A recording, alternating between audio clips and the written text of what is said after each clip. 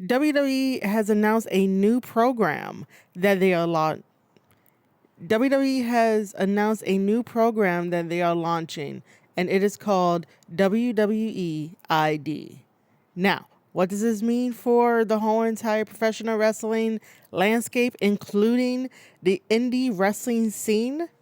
Well, we're about to jump into that right now. Ladies and gentlemen, welcome back to a brand new episode of the Square Circle Podcast with yours truly, Marie Shadows. And on this episode, we're going to be talking WWE ID and what that means for professional wrestling and the indie scene. And I will be talking about AEW. I will also be updating everyone about when we're going to do our State of the AEW address, which will be a roundtable where I will invite fans that will be on this roundtable to talk about various topics. And then I will ask the bigger talking heads, for the lack of a better phrase, to describe them.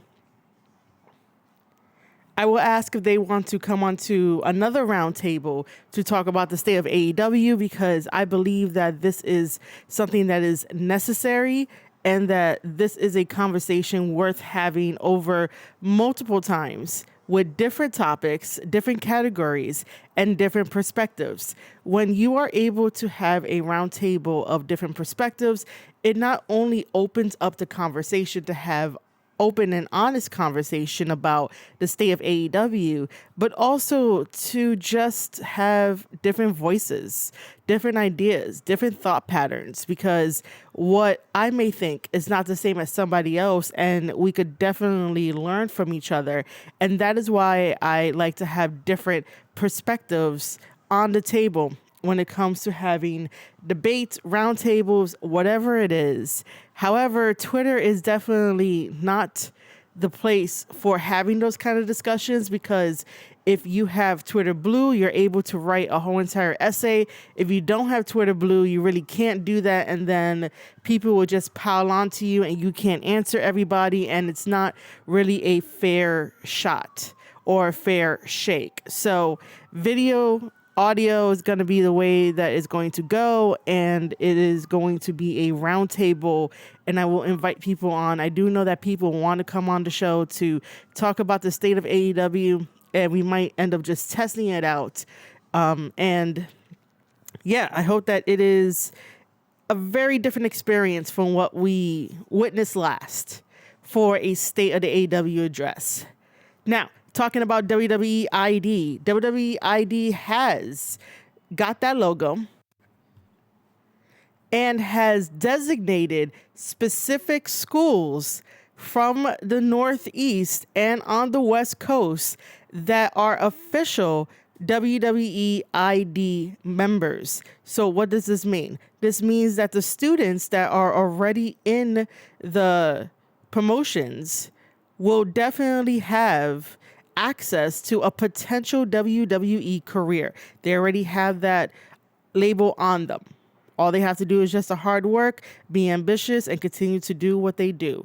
So those schools are the following: Booker T's Reality of Wrestling down in Houston, Cody Rhodes' Nightmare Factory from Atlanta, Georgia, Seth Rollins' Black and Brave out of Davenport, Iowa, Elite Pro Wrestling Training Academy out of Concord, New Hampshire, and Knox Pro Academy headed by Rikishi out of Los Angeles. So these are the first WWE ID independent wrestling schools to earn the official designation, which is very exciting. Congratulations to those organizations, to those promotions. And so, additionally, WWE ID will identify top independent wrestling prospects with an official WWE ID prospect designation and support their developmental journey by providing financial opportunity and assisting with training, mentorship, development, including access to world-class facilities, best-in-class ring training, athletic trainers, and more. WWE ID will give fans the opportunity to follow the paths of these standout prospects on the independent wrestling scene through curated behind-the-scenes content, as well as highlights and matches showcased across WWE's social platforms. Does that not sound exciting to you guys? That sounds super exciting, and it's going to be a very tough competition. Now, what this does is that it definitely weeds out those that really want it, those that really want to go to WWE, and those that just like wrestling as a hobby. And you can see that sometimes on the indies when you look really closely that there are some that treat it as a hobby because they're not coming in as how they should. And then there's others that really, really love it and they really want to make it a career and be financially okay working in wrestling, because wrestling is a promise and wrestling isn't guaranteed tomorrow, and tomorrow is not even guaranteed. So people have a passion for this and they strive to be the best. And if you want to be the best, you go to WWE. You can go to other places and feel fulfilled as well, but WWE is the end goal. But of course, on Twitter, there are people that always have to put out fear-like tweets about this, while wrestlers are excited and they are celebrating the fact that any one of their friends can get this mentorship. So WWE ID is looking for the best prospects on the indie circuit. If they find them, they will definitely be given this entire resource on how to be the best, and people will be there every step of the way to document the journey of this prospect so that way fans could get behind the person. And if you think about it, that gives people a lot more jobs, including people that work cameras, editing, traveling, all that stuff. That gives people a lot of jobs. So that's a good thing. The other good thing is that it makes people's dreams come true in a way that they can get the experience. And if something along the way happens where it's bad, then they will just learn from it and hopefully get back into the program if anything happens. But for the most part, this is very good for the collective of the pro wrestling community and the pro wrestlers out there, because it definitely tests your ability to have that patience, because I really don't think that if they were to be part of this program that they're going to be on WWE TV within like the year. Maybe, you never know. Stranger things have happened in professional wrestling, but for the most part, it's going to be a very, very slow burn. You're going to grow up with this character, so to speak, and this wrestler. And you're definitely going to form a connection with this wrestler. Now, on the indies, we have seen some wrestlers that utilize social media very, very, very well. And this is just WWE just capitalizing on it in a different way, because WWE is such a huge, huge, huge machine. The thing is that people on Twitter will write these fear tweets that will be like, remember WWE's past. WWE did this in the past and they took all the indie stars, or they're trying to take the indie stars and trying to disrupt it. And that's far from the truth, because your favorite indie stars cannot survive on living handshake to handshake with a white envelope to try and cover their bills. Or maybe not even get a white envelope that can cover their bills or their gas at least. You know, as well as I know, that there are indie wrestlers out there that do not get paid for their hard work. The indie wrestler may show up ahead of everybody. They may see the truck. They may unload the truck. So they set up the ring. They set up the chairs. They make sure everything's in place. And then they have their match. They get ready. And then they tear everything down with the ring crew and then go home to nothing. That has happened. I have experienced that. I have seen that. And sometimes, again, your indie friends even probably don't even sell that much merch. They probably do, depending on the state, depending on how they work the merch table. But for the most part, wrestling is not glamorous if you're on the indies. It may look glamorous depending on how you vlog it and how you edit it. But for the most part, it is not all sunshine and rainbows, okay? The hard reality is that your indie wrestlers that you so love and you cheer for don't always get paid, don't always get treated fairly and treated right. And this is the opportunity for them to break away if they're serious about being a wrestler and serious about that being their lifelong profession. Now, WWE will give them all the tools in the world, and they can definitely take the opportunity, study the opportunity, take the resources, ask questions, because if you're not asking questions, you're not learning, and definitely become so much better than they were a year ago, 2 years ago, and it will be okay. But for the most part, people want to remind others about what WWE did to the UK scene. And this is one of the tweets that I saw and I was looking into. And WWE did not destroy the UK scene. The only thing that you want to accuse WWE of, if you want to, is WWE buying Evolve. Evolve merging with WWE oh so long ago, because Triple H does like independent wrestling. Triple H does like the UK wrestlers. Triple H likes the Japanese wrestlers. And these are his favorite types of wrestling genres that he wants to mix it all together with the regular standard American wrestlers in WWE. And that's not a bad thing, because he's still providing a whole new life for the wrestler to be well taken care of because of the money that they're getting, the royalties, the merchandise. They get to travel all over the world. They get to be with their family, take their family with them on the road. They can opt in for a bus to drive from town to town and not take an airplane anymore. Like, that sounds like heaven. Indie wrestlers, when they travel, their bodies are stiff, their bodies hurt. They tell you guys that when they can, especially if they're in an interview and they tell you about the road and how their body feels and all this kind of stuff. So it is very much a better option to go with WWE. And so the only thing that I could say is that WWE decided to merge with Evolve and eventually taken Evolve fully, so the UK scene didn't have Evolve. But what really did the UK indie scene was COVID and also the speaking out movement. Those two things destroyed the indie scene over in the UK until the UK got strong enough and flourished enough that now is doing good. And also, WWE also tried to help the UK by creating NXT UK. And look at the European wrestlers that they decided to keep from the UK. So you can't be like, WWE is bad for doing this because they're going to destroy the indies.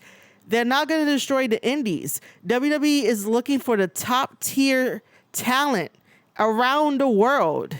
And if that means that your favorite wrestler who is a top tier decides to make a better life for themselves, it's not wrong. It's not selfish. Just continue to support the wrestler in the company that they are going to next.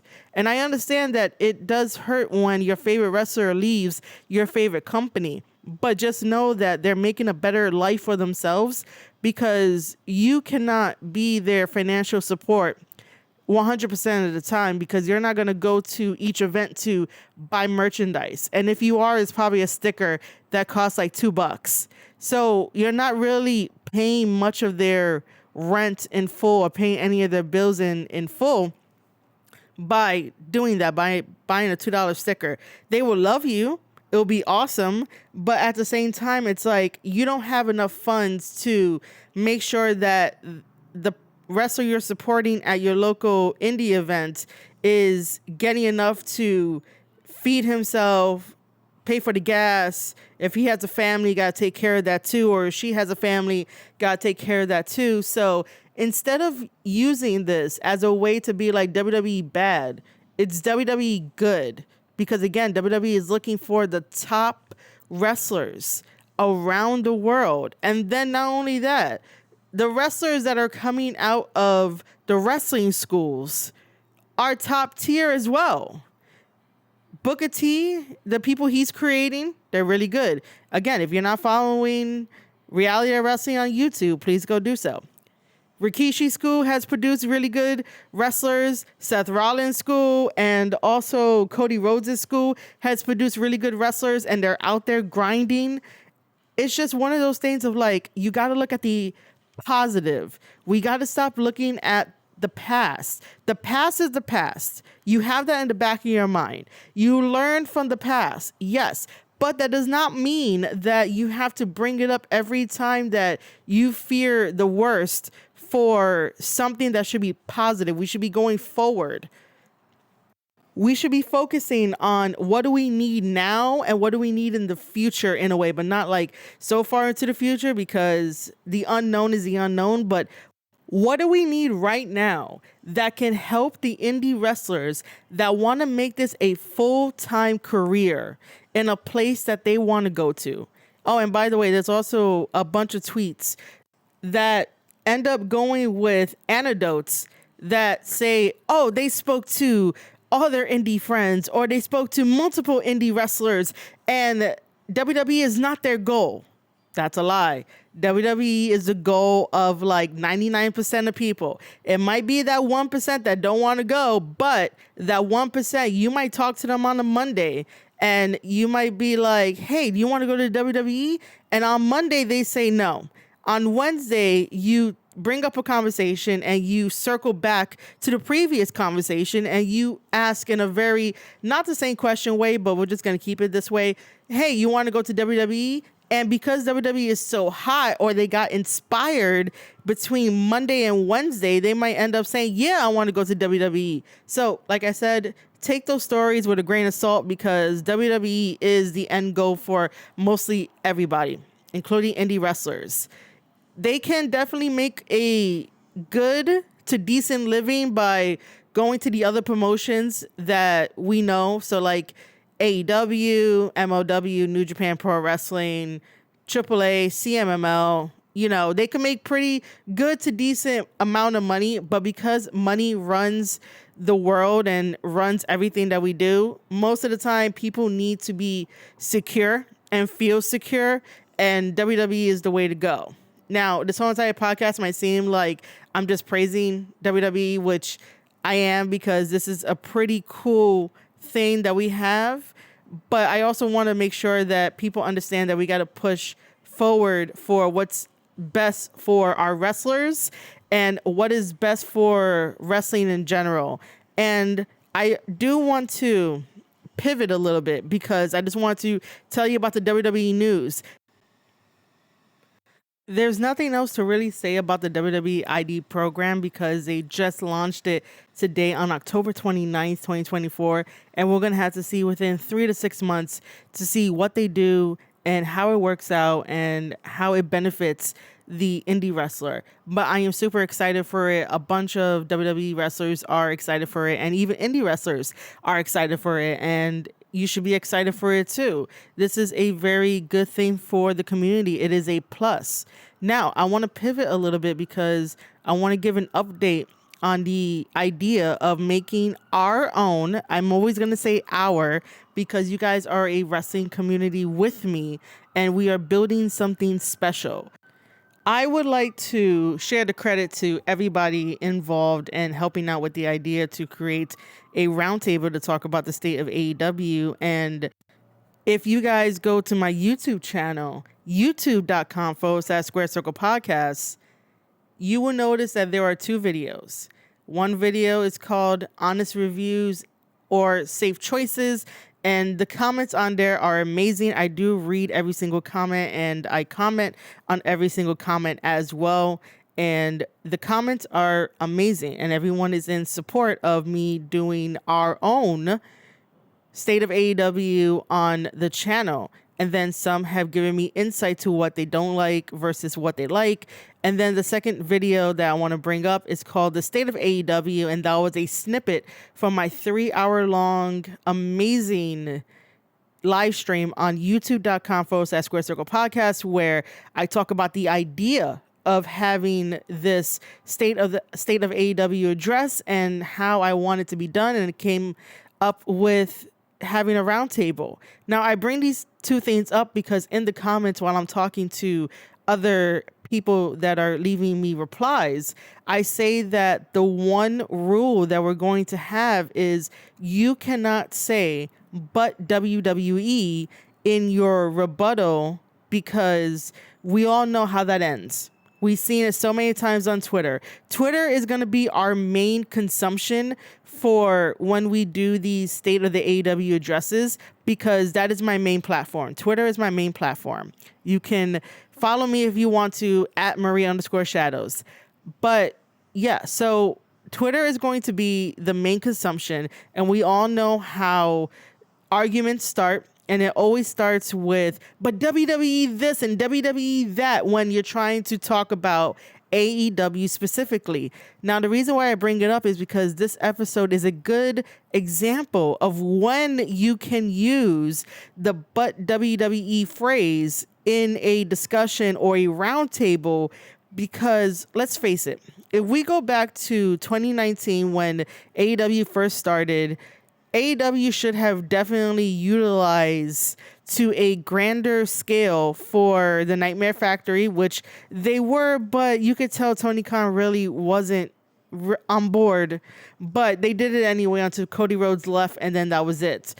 But throughout 2019, 2020, 2021, they could have set a really high standard in the wrestling community and also on the independent scene by opening up something like this, a program like this, and AEW would have found an identity to truly help the independent stars and the young stars of professional wrestling. That was the vision of AEW. But the vision of AEW has completely changed since 2019, and it doesn't look like they want to help any of the indie wrestlers. And this is where WWE comes in, because WWE knows how valuable it is to help out not only the indie wrestlers, but the young stars that are coming up and they have big dreams and big ambitions. But on the flip side, Tony Khan wanted people that just automatically knew what they were doing and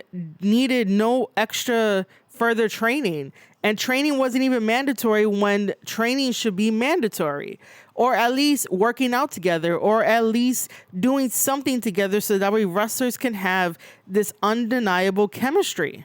The only reason why such a program like this, AEW didn't think of it, is because of the egos that are running AEW. And when ego is involved, you forget about how to best in a competition, because Tony Khan really makes it evident that it's a competition, it's a war. And if you believe in that, you should try to one up the competition by creating that. But look who did it, WWE. And on another note is that most people on Twitter are saying that this is not a good look for AEW, that they don't know really what to tweet. They're out there saying whatever they want to say and not looking at the bigger picture of like, hey, your savior in wrestling is definitely falling behind.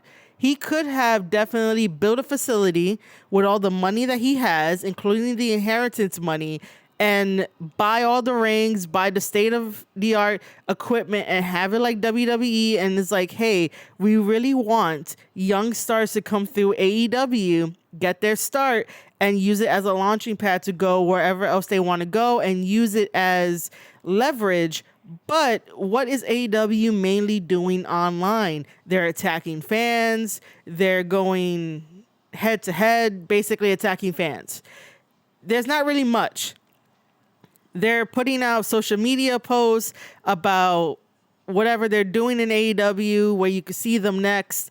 They're putting out videos and stuff, but for the most part, it is just back and forth arguments and just trying to clown each other. And that's not what the wrestling community needs. That's not what wrestlers need. Like, that shows a really bad side to people. And it's like, that's not what you want. That's not good PR. At this point, AEW just does things for the sake of PR and is not helping or hurting them. It's just, what else can we really talk about?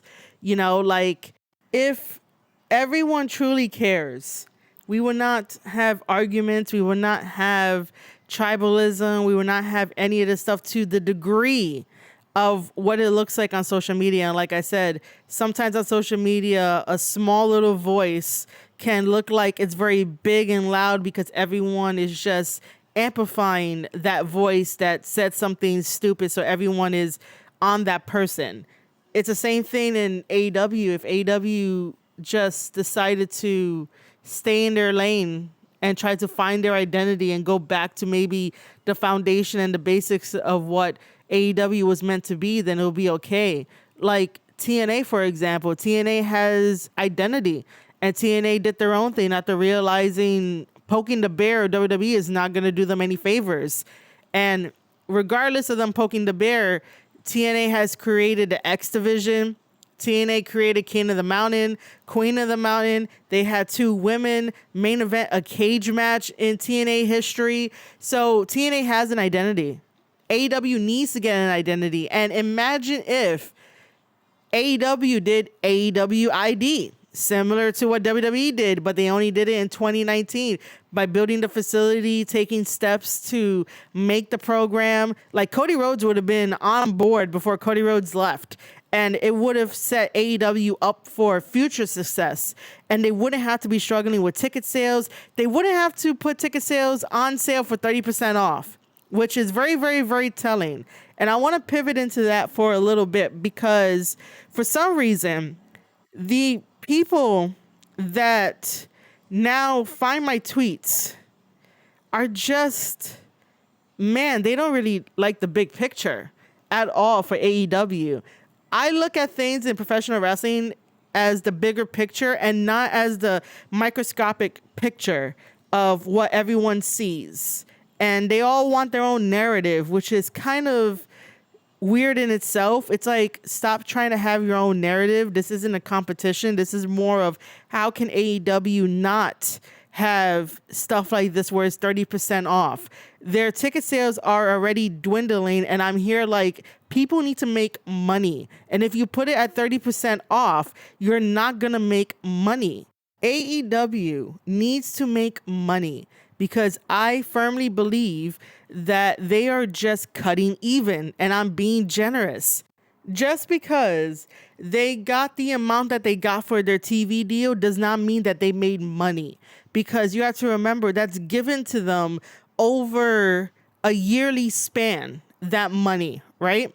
And then that money needs to be broken down into who gets paid what and all the stuff they need to account for, because running a wrestling business is not cheap. We know this. But for some reason in the IWC, everyone thinks that they know everything, and they listen to the wrong people, and they think that they have the right information. And it's like, no, if you know what it takes to run events, most of the time you are spending more money than you are making.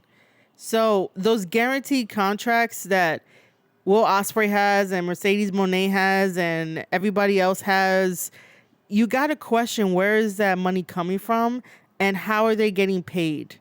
And if ticket sales are a bad reflection of not making much money, where are they getting the money to pay their top stars?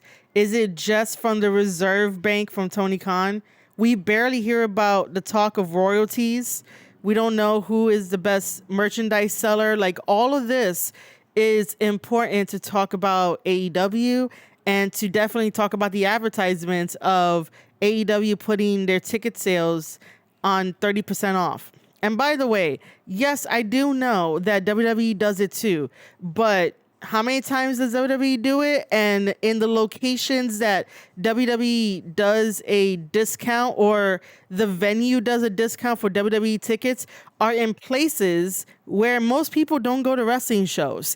Because you do know that on the Northeast it's going to be sold out. On the West Coast it's going to be sold out. In the middle of the country, it's a 50-50 toss-up. So leave that rhetoric of WWE does it too, even though they're in quotations hot right now. You have to know where they do the 30% off. Now, if someone is going to tell me that they do the discount WWE. If WWE does the discount in New York, you got to be specific because New York City will sell it out. Upstate New York is not going to sell it out because they're not into wrestling like that. And then they have to get in their car and they have to drive, and that's gas and that's money. And New York, again, is suffering. So upstate New Yorkers won't do it. New York City New Yorkers, that means in the 5 boroughs, will definitely do it because we have transportation. We don't have to take a car. We don't have to take a taxi. We could take public transportation. So that is why a New York City show that features WWE would get sold out because we have transportation everywhere.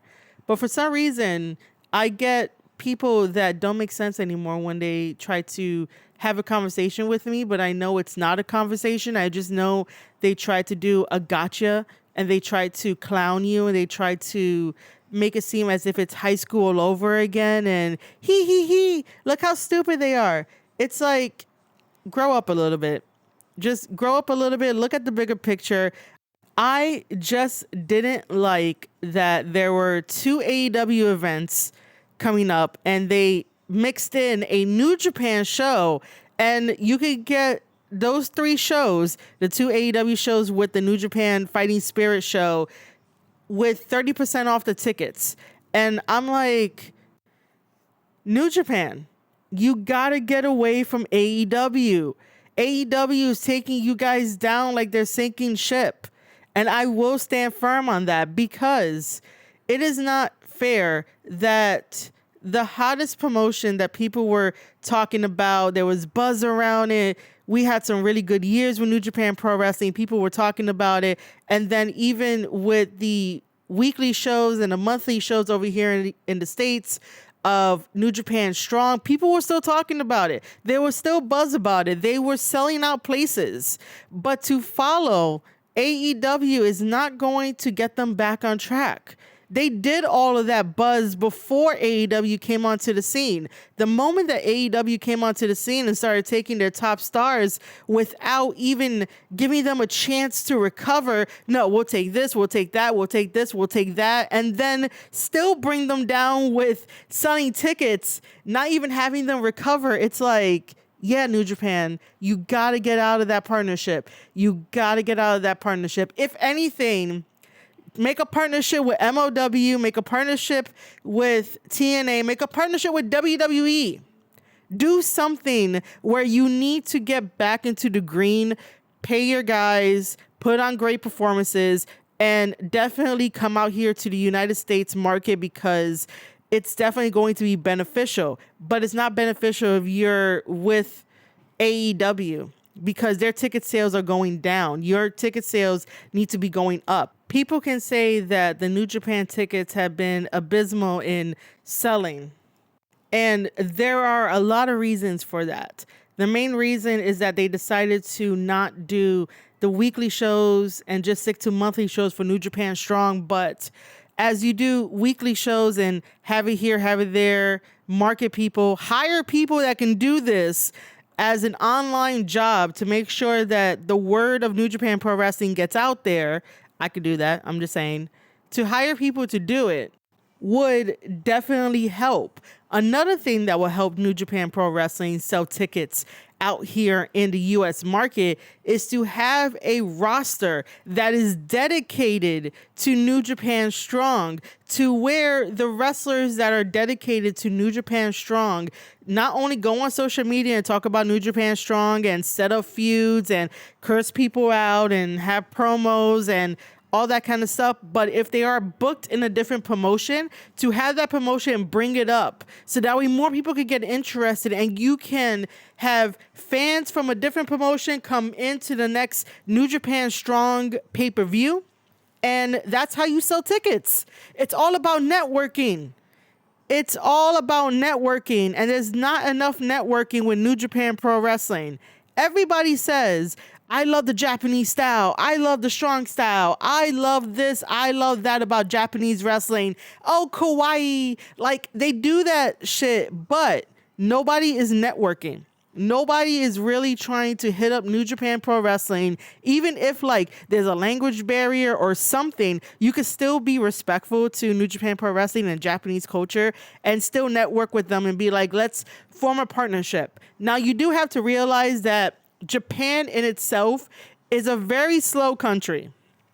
So for the most part, they are very big on tradition, very big on that. So you have to learn how to weave in between that, and it might take a little bit longer, but now is not the time to be slow, Tanahashi. I love you, Tanahashi. You're my president of New Japan Pro Wrestling, and I only want the best for New Japan Pro Wrestling, but now is not the time to be slow. All you have to do is just network with people, and that's how you get people to come into your show and pay for a ticket in the US. You just got to network. You just got to talk to people. Send out American fans like myself who would definitely be a street team to talk about New Japan Pro Wrestling when they are at events, if they can. However you set it up, but you got to network, and that's how you sell tickets. The fact that New Japan Pro Wrestling is still with AEW and they do not see the writing on the wall that it is definitely hurting them is really something. It really is. They are still attached to them as if they're going to get some type of hope. And they're not going to get some type of hope because Tony Khan has not changed. The leadership has not changed. The mentality has not changed because all the big stars are over at AEW. What does Tony Khan have to worry about with New Japan Pro Wrestling? What does he have to worry about? He doesn't have to worry about anything. And do not say that he gave New Japan Pro Wrestling Konosuke. I have a video on that where Konosuke was basically like not losing for the first half of the G1, which is stupid. Again, Tony Khan don't know how to play with others. Tony Khan don't know how to network with others. It is all about him and his ego. And it's sad that New Japan Pro Wrestling does not see this at all. They really don't see this.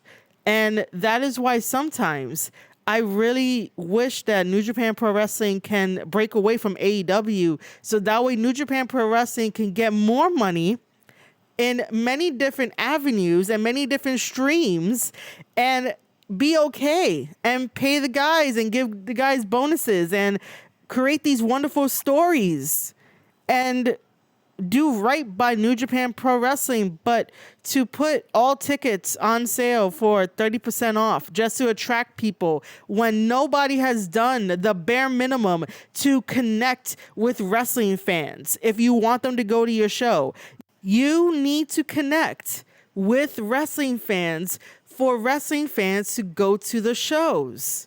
How are wrestling fans who are not subscribed to NJPWworld.com know what is happening?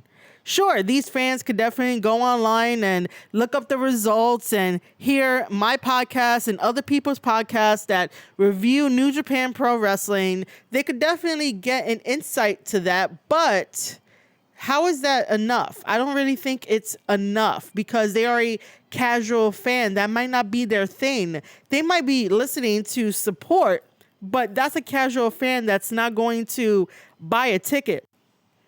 For New Japan Pro Wrestling, especially if I'm talking about matches that include guys like Hiromu, Naito, Sonata, Zack Sabre Jr., Shota Umino, or Shooter, as we like to fondly nickname him still.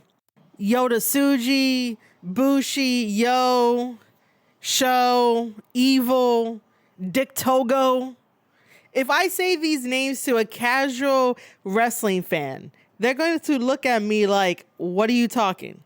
Are you talking English right now? Like, they're going to look at me like they're dumbfounded. So because I just say those names, a casual fan is not going to connect with me and my passion for why they should go to a New Japan Pro Wrestling event. Now, if I'm showing the person footage, maybe there's a higher possibility that they may do that. However, it might take a little bit of time because I just interacted with a casual fan, talked to them about New Japan Pro Wrestling, throw out some Japanese names, and we made a connection. But that connection should not stop there. That is my whole point about how to get people into your promotion is by connecting with the fans, with the fans about Japanese wrestling and asking them simple questions. Hey, what do you know about Japanese wrestling? Or, hey, did you ever want to visit Japan? I've been trying to plan, but like, I don't know what I should do. But like, we can just delusionally talk about going to Japan. Or, hey, do you eat ramen or something? Like, start out small to try to network with wrestling fans to get them to go to a show. I say all this because I want New Japan Pro Wrestling to succeed. I want AEW to succeed, but it seems like a lot of the Twitter so-called AEW fans don't really care if AEW succeeds or not, because they will laugh in your face. They will bait you into having a conversation that they wanted their way, their narrative, but also look like the high school fool in the process of it. And it's sort of like, that doesn't help AEW. And this is why one day we are going to have our State of AEW address, because one of the topics will be fans, and we'll be talking about fans in general. And if you get offended very easily, that's not my problem. That's a you problem. Because I'd rather have an open and honest conversation about how social media has allowed fans to overstep, and there's no way to control that. As much as I don't like the idea to control something, there still has to be some type of fundamental respect and fundamental rules of like, hey, you overstepped your boundary. I don't think that you should do that. And also, it's not fair that there are others in the wrestling community that will play dirty and will always be protected, while others who don't play dirty are never really protected. I just want to put that out there and just think about that for a bit. But that's what the state of social media does. Social media allows people and sheep to think that somebody who does 4 things that are good in the community, that they are good people, but in reality, they're shit people. And most of the time we're like, we need to get them out, but that doesn't really happen. And the only reason why I'm bringing it up is because, again, we will have a category talking about fans, because fans just get too out of hand. But we do know that there are bot farms, B-O-T farms, bot farms. It sounds weird when I say it. There are bot farms that people just end up getting a bunch of phones, plug it into one big super mega computer and type away, and people end up, becoming miserable, depressed, anxious, and all this kind of stuff, and addicted to the internet because the dopamine and the anger fill each of us up. Get your mind out of the gutter. All of that combined turns us into a different person, because we think that that person on the other side is a person that we need to argue with, and that's not the case. We don't. Most of the time they are just sleeping just fine, and you're over here being angry about it. And somebody might be like, well, you had to bring up certain examples. Aren't you angry about it? No, I'm just more frustrated because I can see that the fans don't really want AEW to succeed. The fans, all they want to do is clown on people and not think about the bigger picture. But in the same breath, will be like, oh, we know more than you. And it's like, no, you don't. The internet has created the chaos without having sort of a check system, but you can't check everybody, which is very, very unfortunate. So the internet is good and bad. Now, I'm going to quickly wrap this podcast episode up with saying that WWE ID is a good thing for the wrestling community. You might not think so, but you got to stop living in fear, and you got to go towards the future. In order to progress, you need to go towards the future and accept the unknown and deal with the unknown and be uncomfortable in the unknown in order for you to prosper. That is why a lot of businesses are doing fantastic and doing well. They jump into the unknown, they go forward while realizing, oh, that's the past. And they go on and they are happy and they are prosperous, aka WWE. I would also like to say that I really want AEW and New Japan Pro Wrestling to succeed. I really want New Japan Pro Wrestling to break away from AEW. AEW, even if you don't believe that they are sinking, the fact that they have to put 30% off tickets, including a New Japan Pro Wrestling event, without doing the networking, without trying to connect with fans, without trying to have stories intertwine, and think about the bigger picture of how to run a wrestling company where it's fun again and where it makes sense and is logical, and leave all egos at the door. Because we can see the prosperity between WWE and TNA. We can see the prosperity of WWE and Pro Wrestling Noah, a Japanese wrestling company. WWE is sending a lot of NXT wrestlers over to TNA. And that's what New Japan Pro Wrestling should be doing. New Japan Pro Wrestling should be getting in some new people and sending out people and just restructuring stuff. I understand that Tanahashi is the president and whatever the president says goes, and it needs to be restructured. One of these days, I'm going to have to look back at my 10-point video that Tanahashi was explaining his 10 points for New Japan Pro Wrestling and just see where we're at. But I really want New Japan Pro Wrestling to succeed. I love New Japan Pro Wrestling. They do storytelling different. They do matches different. They do a lot of things different that American wrestling fans are not used to. And I truly think that gives a nice balance with the fact that we get something different over here in the US market. And it's not the same thing of what we are so used to of American wrestling. So I will always advocate for New Japan Pro Wrestling. I will always advocate for AEW, regardless if they change or not. And if they don't change, well, then that's on them. But I do not want New Japan Pro Wrestling to go down with the sinking ship. And you might not like that comment, which is okay. But like I said, even though they got a deal, they got money, they haven't really done anything to really invest in themselves so that way they can start making money. That's my point. They haven't invested in themselves and invested in ideas and actually hiring people who can do the job rather than the friends to make AEW prosperous. I will always have strong opinions about professional wrestling. I will always have constructive criticism for professional wrestling.